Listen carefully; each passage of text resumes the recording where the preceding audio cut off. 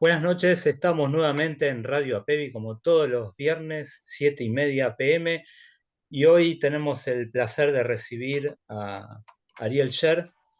Ariel Sher es periodista, tiene más de 40 años de trayectoria. Él estudió en la escuela del Círculo de Periodistas Deportivos. Pasó por un montón de redacciones, revistas, diarios como El Humboldt, La Gaceta de Hoy, La Razón, Página 12, El Cronista, Sur, Noticias, Clarín. Escribió un montón de libros, como por ejemplo Fútbol, Pasión de Multitudes y de Elites, La Patria Deportista, libros de cuentos y fútbol como De Puntín, también el fútbol en el bar de los sábados, Wing Izquierdo, El Enamorado y otros cuentos. El más reciente, creo que Apuntes del Mundial, sobre el último Mundial de Qatar. Ariel, realmente es un gusto recibirte acá en el estudio virtual de Radio P y muchas gracias por estar con nosotros. No, el gusto es mío. No sé si trabajé por todo lo que dijiste o es que estoy viejo, pero de todas maneras, para el caso es eh, bien, bien disfrutado eso que hicimos, ¿no? Bueno, igual me quedé corto con la presentación, con todo lo que has hecho. Pero bueno, Ariel, como para empezar, no sé dónde salió esa frase de que se dice despectivamente que el fútbol son 22 tipos corriendo detrás de una pelota.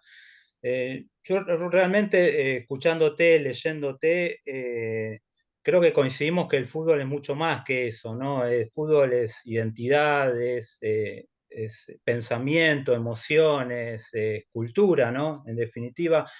¿Vos cómo, si pudieras definir el fútbol, qué se te viene a la mente enseguida? Es bravo eso, Miguel, porque diríamos que llevo una vida tratando, no sé si de definirlo, pero para entender por qué No me sé, importa tampoco capaz. tanto. Em, y en ese contexto, la verdad es que siempre lo que he sentido es que es un campo primero de juego, y somos porque jugamos. Em, somos personas porque jugamos, como decía, como explicó distinta gente desde distintas vertientes teóricas, pero como el primero que se lo leí fue a Johan Huizinga, un científico social, un filósofo, no sé cómo se llamaría, antes era holandés, diríamos neerlandés, Ujú. ya con el mundial, con lo de los Países Bajos me hice bastante lío. Y él escribió un libro que se llama Homo Ludens, y siempre estamos construyendo cómo jugar. Luego el fútbol es un campo de identidad. Somos hinchas de, o como dice Rodolfo Braselli, un gran escritor mendocino, de fútbol somos. Y como dice Martín Caparrós, un periodista y escritor muy hincha de Boca, él dice que hay pocas cosas, poquitísimas cosas, que, que de las cuales uno dice soy de o me hice de. Y él contaba que él, Martín Caparrós, muy chiquitito, en la casa de su abuela en la costa atlántica, se hizo de Boca. Y desde entonces dijo soy de Boca. Bueno, a mí me preguntan, yo digo soy de Racing. Pero además soy del fútbol, y es un lugar, un punto de encuentro, es un espacio de pertenencia colectiva. Es difícil ser con otros y con otras en estos tiempos de la historia que sugieren tanto desentenderse de los otros y de las otras. Y el fútbol, con todas sus zonas difíciles, con todas sus contradicciones, es un lugar donde somos con otros y con otras. Tal vez por eso es que me gusta tanto. Mm. Bien, antes de pasar al panel, que seguramente te van a hacer preguntas sobre tu ser, justamente sobre también tu trayectoria en el periodismo, en el fútbol. Yo estuve en estas horas pensando mucho si hacerte esta pregunta o no. No quiero parecer oportunista, no creo que lo sea porque tiene que ver un poco con lo que hablamos. ¿Qué posición tenés con respecto a esto que se está hablando de los cantitos racistas o supuestamente racistas en el fútbol en general, más allá de lo que ha ocurrido esta semana con la selección argentina? ¿Qué postura tenés al respecto? Me interesaba conocer tu opinión, ¿no? No, está muy bien, me parece que es un tema que tenemos que discutir. Nadie dice nada que no salga de algún lugar, no de algún lugar específico, quién lo inventó. Vos no repetís, hay que romperle la cabeza a todos los que se llaman Miguel, ni a todos los que se llaman Jorge, ni a todas las que se llaman Laura. Tranquila, Laura, ¿no? Pero no, no te propones, no te cabe en la cabeza. Hay zonas que son más ambiguas y que se te naturalizan. A mí me gusta mucho leer a un escritor alemán que se llama Bertolt Brecht, que escribió mucho teatro y que nos ayudó mucho a pensar muchas cosas en la vida. Brecht tiene una expresión muy sintética que es examinar lo habitual. Examinemos lo habitual, no naturalicemos nada. Eh, no, y hay un sociólogo valenciano que se llama Josep Vincent Marqués, que dice, nada es natural. Tiene un buen texto que se lee rapidito y no, nada es natural en lo social. Eh, eh, Piensen que nosotros, qué sé yo, apenitas antes de que Diego hiciera los goles contra los ingleses y Argentina fuera campeón, perdón, cuando ocurrió eso, en la Argentina todavía no había ley de divorcio. Y yo le pregunto a ustedes, que son más jóvenes que yo, y van a decir, no, no te creo, es que estás gagá. Es posible que esté gagá, pero, no, pero eso ya ha sido así. Pues si no, no puede ser. Mm. Eh, Me parece que no necesariamente alguien que canta determinadas cosas es racista, pero sí no está poniendo en cuestión una práctica habitual. Eh, Ustedes escuchan con frecuencia que hay gente, ya mucho menos con algunas cosas, pero vos tenés alguna característica y por esa característica te la dicen como insulto. Y eso quien lo dice no necesariamente detesta a quien tiene ese rasgo, pero forma parte de una naturalidad y no se anima a cuestionarla. A mí me parece que episodios de este orden posibilitan primero que quien se equivoca y es una figura pública pueda pedir disculpas que sus disculpas pueden invitarnos a pensar en por qué decimos o dejamos de decir lo que decimos o dejamos de decir. Yo me reprocho muchas cosas que he dicho en la vida eh, desde mi condición de varón clásico, desde mi condición de hiperfutbolero, desde mi condición de argentino, desde múltiples cosas que me han constituido o me siguen constituyendo. Me parece que hay una zona ahí que es discriminatoria, porque ustedes son gente a la que le pone la atención al mundo en el que vivimos y no es frecuente, nunca escuchamos canciones que dicen que en la cancha, si te quieren despreciar, no dicen pareces noruego y sueco. Mm. ¿Por qué? Porque hay hay un gran pensador, un sociólogo francés que murió al comienzo de este siglo, pero gravita tal vez más en este siglo que en el siglo que él vivió, el siglo XX, que se llama Pierre Bourdieu. Y Pierre Bourdieu habla de una categoría que es el racismo de la inteligencia. Esta cosa de necesitar afirmarnos en un presunto lugar donde nos paramos para despreciar a alguien que está, se supone, en algo en un escalón más abajo, cuando es la primera vez de la vida. Y, eh, y eso se resuelve si no sos alguien que piensa necesariamente así y se te impregna y se te pega en la boca y lo cantás, bueno, es porque no te acostumbraste en ese terreno, por lo menos, a poner en cuestión ciertas cosas. A los jugadores de fútbol, si cantan eso, son los mismos jugadores de fútbol que si viene un entrenador y dice mata a un rival, no lo van a matar, porque tienen una base conceptual por la cual saben que ese es un compañero de la vida, de trabajo, que sin el otro no habría partido. Y acá me parece que ocurre lo mismo. Me parece que el tema no es tanto del jugador que quedó en el centro de la escena brevemente, sino de las instancias formativas de ese jugador. Cuando ustedes se mandan determinadas macanas, a pesar de que ya somos, no somos niños o niñas, eh, hay una responsabilidad de quienes nos constituyeron sobre el individuo que somos ahora.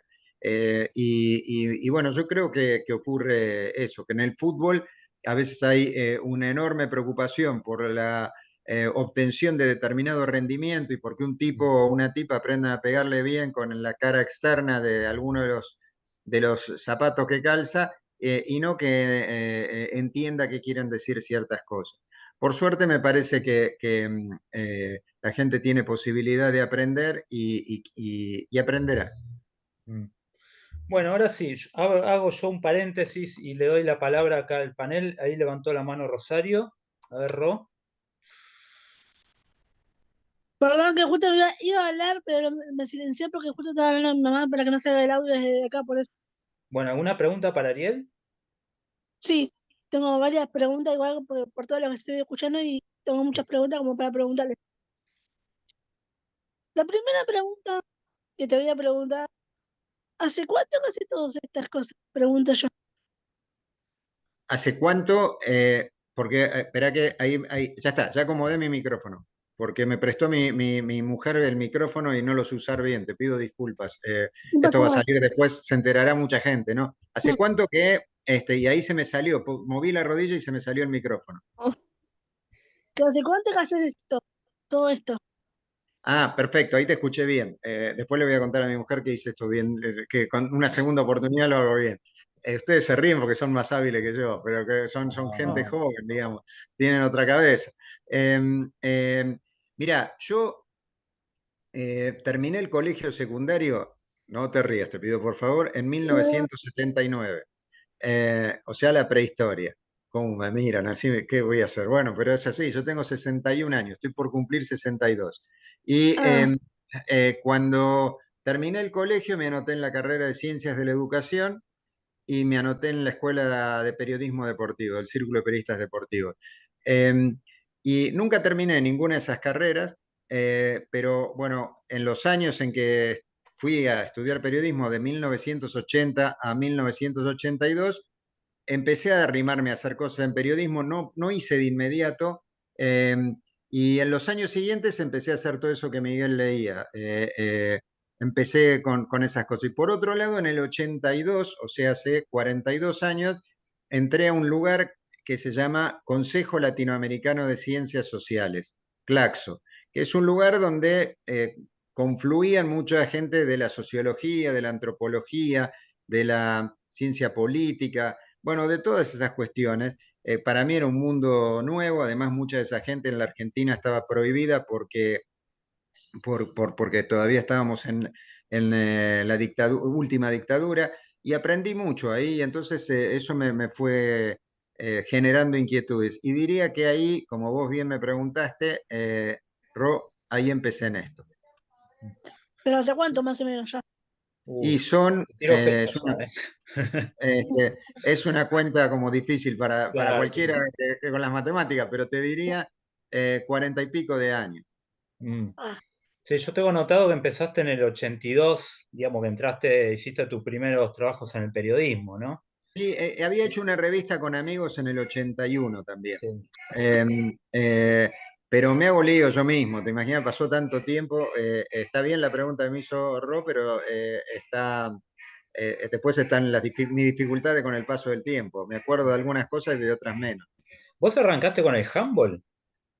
En el 82, en 1982, con compañeros con los que estudiaba periodismo, dijimos, vamos a hacer una revista entre nosotros. Y no puedo, estábamos en mi pieza, en la casa de mis padres, y ahí dijimos, bueno, hagamos la de handball que no hay ninguna. Y le hicimos. Esta semana que empiezan los Juegos Olímpicos, va, la otra semana que empiezan los Juegos Olímpicos, yo estoy muy atento a los Juegos Olímpicos, a los Juegos Paralímpicos, tenía que hacer una nota sobre, bueno, el panorama de los argentinos y los argentinos. Y en la selección de handball juegan dos muchachos de apellido Simonet. Y yo, el primer partido de handball de la selección que vi, jugaba su papá. Así que lo llamé a su papá y le pedí una opinión. Inclusive tiene un hijo mayor que ya se retiró, que también jugó. O sea que desde ese momento me gustó la expresión que usó Ro, estoy en esto. Claro.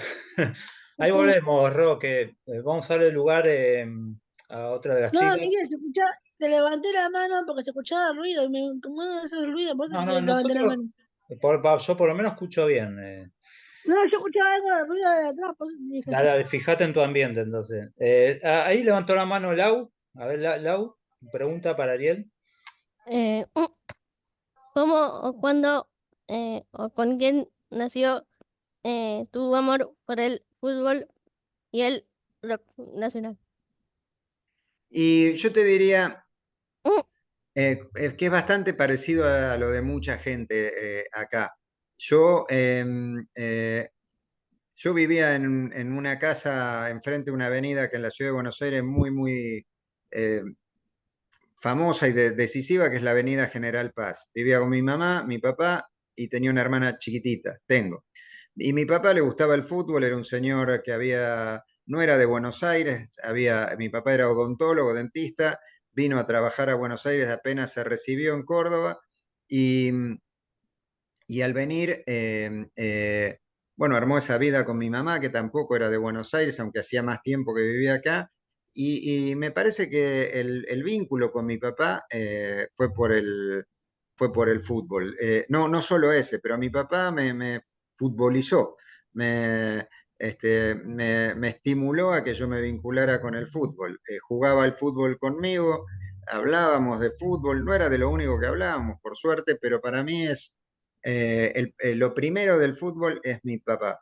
Después mis amigos del barrio, en eso mis amigos de la escuela, luego los de la secundaria. Te diría que es eso. Y después muchos años en la Argentina, casi 100 años, fue muy importante en la formación de mucha gente, sobre todo en mucho tiempo de muchos varones, porque el fútbol estaba más asociado por deformación a varones que a mujeres, por injusticias cómo había que ser varón, cómo había que ser mujer. Entonces, yo leía el gráfico y eso también me ayudó Era mi lectura, yo leía mucho más eso que libros, ¿viste? Lau? Y entonces eh, eh, me, me- eso me dio ganas de escribir, me dio ganas de leer y me parece que se fue armando todo junto. Eh, y todavía en ese sentido soy un poco ese chiquito que charlaba con su papá de fútbol tratando de ser feliz en esa conversación. ¿Tu papá era de Racing también? No, mi papá era de Boca, pero mi papá creía que cada uno tenía que elegir. Ah. ¿Y cuál fue la primera cancha que te llevó? La primera cancha a la que me llevó era la cancha de Vélez, porque yo vivía sobre la General Paz, digamos que a 10, 15 cuadras de la cancha de Vélez, podíamos ir caminando un domingo. Mi papá trabajaba de lunes a sábados, el domingo era el día que tenía libre, o libre, que no trabajaba, y bueno, era un rato para nosotros. Mi papá no tenía auto en ese momento, íbamos caminando y era la gloria, estaba con mi papá, qué sé yo, eh, y hablábamos del mundo. Bien, ahora quería pasar al tema de fútbol y literatura, pero antes quiero darle la palabra a Karina, que seguramente tiene una pregunta para vos. A ver, Cari, te escuchamos. No, tengo varias para preguntarle, pero yo le preguntaría cuántos libros escribió y cuál fue el libro que más le impactó de escribir. Está muy bien la pregunta, es un poco difícil para resolver para mí. No, una porque me agarraron flojo en matemáticas, ya vieron, no podía sacar de la cuenta de cuántos años hace que hago esto. Em, yo diría, y debo haber escrito, no sé, Miguel ya lo debe tener más revisado, pero entre los que hice con amigos, con compañeros y los que hice solo, qué sé yo, unos 10 libros. Y me costó mucho, es casi un secreto, ¿eh? En el 2010 se cumplían 200 años de la Argentina y con dos compañeros hicimos un libro que se llama Deporte Nacional, o sea, el deporte argentino, 200 años de historia. Y el libro, no lo tengo acá cerca mío, me parece, eh, tiene como 700 páginas. No terminaba nunca. Había un momento que no iba ni tomaba agua. Lo disfrutaba, pero estaba agotado, estaba agotado. No, no veía a mis hijos, Cari no veía a, nada. Y imagínate, 200 años, la cantidad de cosas, o sea, para hacer 700 páginas te parece que trabajás para 7.000 páginas, 70.000 páginas. Era como contar la historia de todos los pueblos de China. Fuimos felices haciéndolo, pero fue muy difícil. Creo que es la primera vez que lo cuento. ¿Sabes que a mí me pasó algo parecido que a vos, ¿no? Yo en mi adolescencia también leía mucho el gráfico que venía los martes, ¿no? Los martes a la mañana, que aparecían en los kioscos.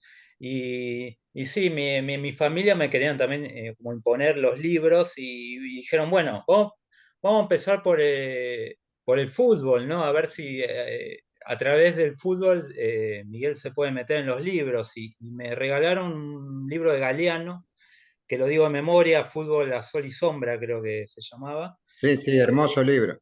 Y bueno, y te quería preguntar a propósito de este cruce, por decirlo así, entre fútbol y literatura, ¿por dónde arranca históricamente? Porque creo que vos lo debes tener muy claro. Yo digo nombres sueltos, no necesariamente en orden cronológico, ahí nombré a Galeano, que es uruguayo, pienso en Fontana Rosa, en Sasturain, en Sacheri, estoy siguiendo como una línea cronológica, en vos mismo. También pienso en Dante Panzeri, que no sé si hacía exactamente literatura, en Santoro. ¿Cómo arranca a meterse el fútbol en la literatura, o mejor dicho, los autores a escribir sobre fútbol? En la Argentina siempre había referencias y siempre también había prejuicios, que es em, eh, que es lo peor del mundo.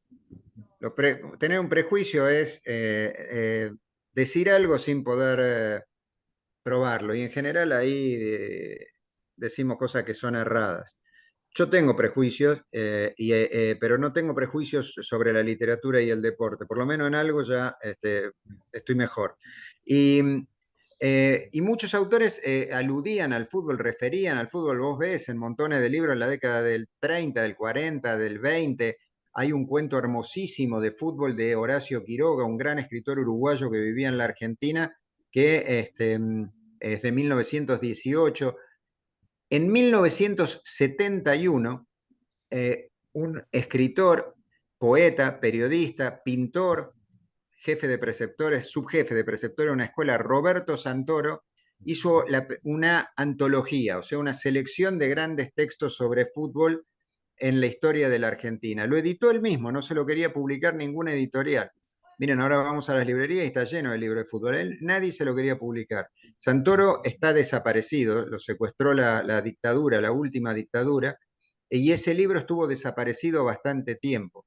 Yo conocía gente que me venía, no vivía en la Argentina, y me pedía el libro y yo decía, no, no sé, qué sé yo, bueno, hasta que al final la señora de Santoro iba consiguiendo algo que le había quedado en la casa. Ese libro se llama Literatura de la Pelota, y ese libro es el que nos muestra un camino. Hoy es 19 de julio, hoy es el aniversario de la muerte del negro Fontana Rosa, de Roberto Fontana Rosa, que era un tipo bárbaro y que efectivamente, como dice Jorge Valdano, un señor que era amigo de Fontana Rosa y que hizo un gol en la final del Mundial del 86 jugando al lado de Maradona, eh, Valdano dice, el negro, Fontana Rosa, respiraba fútbol. Y las historias de fútbol de Fontana Rosa son extraordinarias. Efectivamente, como decías, Miguel, Fontana Rosa, Soriano, Braceli, a quien cité antes, Juan Sasturain, que fue hasta diciembre el director de nuestra Biblioteca Nacional, y muchos otros autores, y cada vez más autoras fueron escribiendo sobre fútbol. Eduardo, hoy hablé justo con Eduardo Sacheri, es alguien que la primera parte de su obra tiene muchísimo fútbol, y ahora hay muchísimas personas que escriben fútbol. Yo veo libros sobre fútbol en términos literarios muy, muy seguido. Y la otra cosa que pasa, si me permiten un segundo más sobre esta pregunta, es que mucha gente que no lee, no está acostumbrada a la lectura y se la está perdiendo, ahora con esto de los libros de fútbol entra a leer por el lado del fútbol. Un día un arquero argentino que atajó en la selección, Nahuel Guzmán, el Patón Guzmán, que acá atajó en Newell's, presentó un libro que hicimos entre muchos futbolistas, muchos escritores, muchos dibujantes, que se llama Pelota de Papel.